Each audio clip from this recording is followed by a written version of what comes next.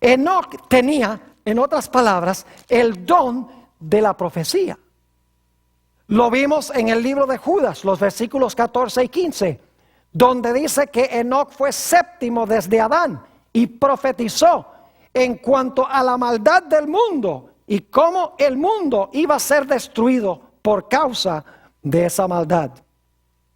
Nuevamente dice en Judas 14 y 15 lo siguiente: de estos también profetizó Enoc, séptimo desde Adán, diciendo: he aquí vino el Señor con sus santas decenas de millares para hacer juicio contra todos y dejar convictos a todos los impíos de todas sus obras impías que han hecho impíamente y de todas las cosas duras que los pecadores impíos han hablado contra él. Noten que no solamente vivía Enoc una vida santa, sino a través del don de profecía desenmascaró y amonestó al mundo por causa de su maldad y le advirtió al mundo que cambiaran sus caminos por el poder de Dios, o si no, Dios iba a venir en juicio en contra de ellos. En el libro Patriarcas y Profetas, la página 73, encontramos esta declaración en cuanto al don profético que tenía Enoc. Dice: por medio de santos ángeles, Dios reveló a Enoc su propósito de destruir al mundo mediante un diluvio. Y también le hizo más manifiesto el plan de la redención. Mediante el espíritu de profecía, lo llevó a través de las generaciones que vivirían después del diluvio. Y le mostró los grandes eventos relacionados con la segunda venida de Cristo y el fin del mundo. Es decir, Enoc caminó con Dios. Enoc agradó a Dios. Enoc tenía fe en Dios. Enoc tenía el don de profecía. Su vida santa desenmascaraba el pecado de la civilización de aquella época. Y bajo inspiración del espíritu de profecía, habló en contra del pecado y llamó al mundo a arrepentirse. En la misma página 75 de Patriarcas y Profetas encontramos esta declaración: bienaventurados los de limpio corazón, porque ellos verán a Dios. Durante 300 años, Enoc buscó la pureza del alma para estar en armonía con el cielo.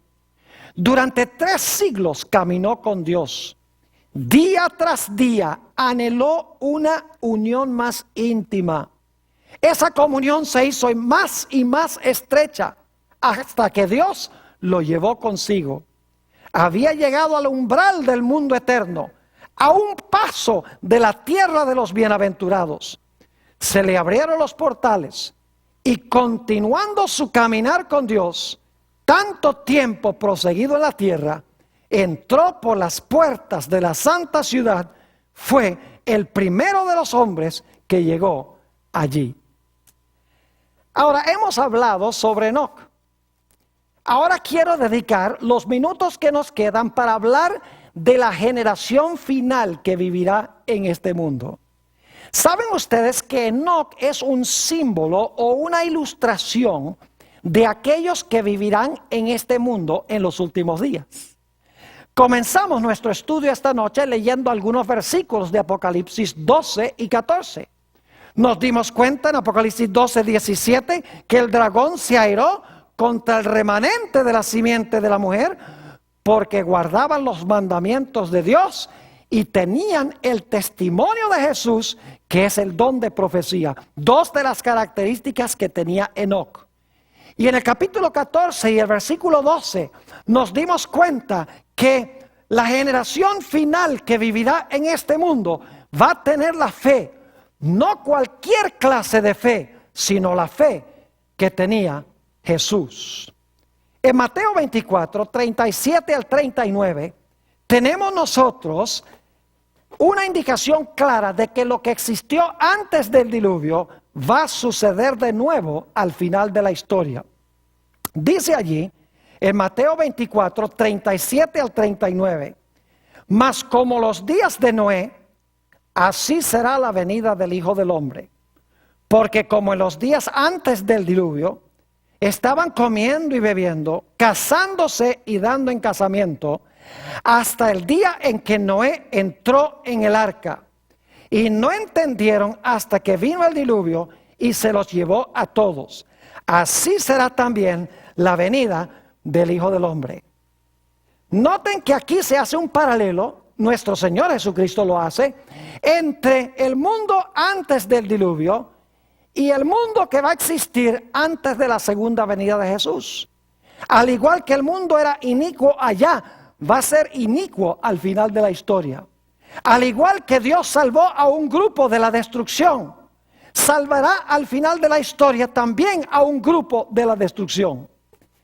Pero ahora quiero que noten que al final de la historia habrá dos diferentes clases de justos. Una sola clase de impíos, pero dos diferentes clases de justos. ¿Ustedes recuerdan las dos clases de justos que vimos en Génesis el capítulo 5? Estaban los justos que murieron antes del diluvio, y está Enoc, quien fue trasladado al cielo de entre los vivos. ¿Saben ustedes que al final de la historia van a existir los mismos dos grupos?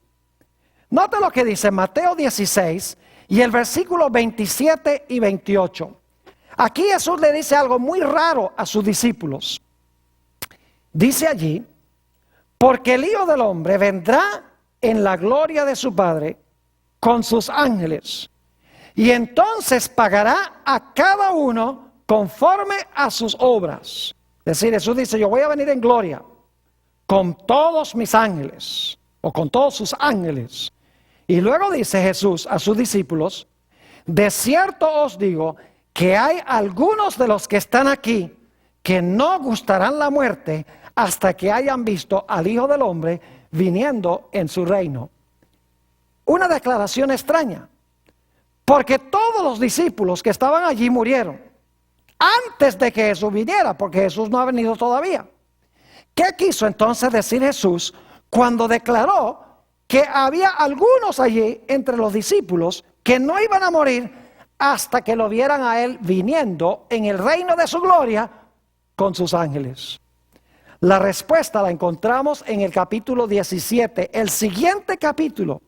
Encontramos que Jesús subió a la cima de la montaña con 3 de sus discípulos, con Pedro, Andrés y Juan. Esos son los algunos que iban a venir a Jesús viniendo en su reino glorioso, pero no iban a ver a Jesús viniendo en el reino glorioso en la segunda venida, sino que iban a presenciar cómo iba a ser, y Dios lo iba a mostrar en el monte de la transfiguración.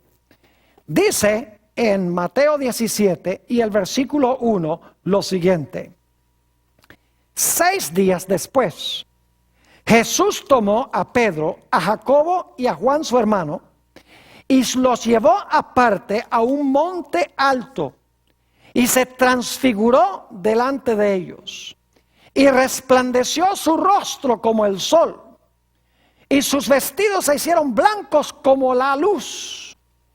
Y he aquí, les aparecieron Moisés y Elías hablando con él.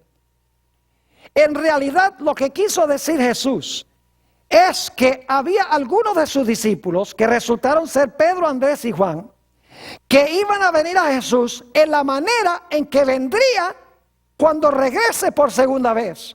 Es decir, en el monte de la transfiguración, Jesús fue cambiado a la forma en que se verá cuando venga en su venida en poder y gloria, y Pedro, Andrés y Juan lo presenciaron. Ahora es importante notar que nos dice el texto que hablaron con Jesús Moisés y Elías. Muy significativo. 3 personas claves en el monte de la transfiguración: Jesús, Moisés y Elías. ¿Por qué razón es que se aparecieron estos personajes? Bueno, les voy a resumir porque no tenemos tiempo de estudiarlo todo. Pero saben ustedes que cuando Moisés murió, según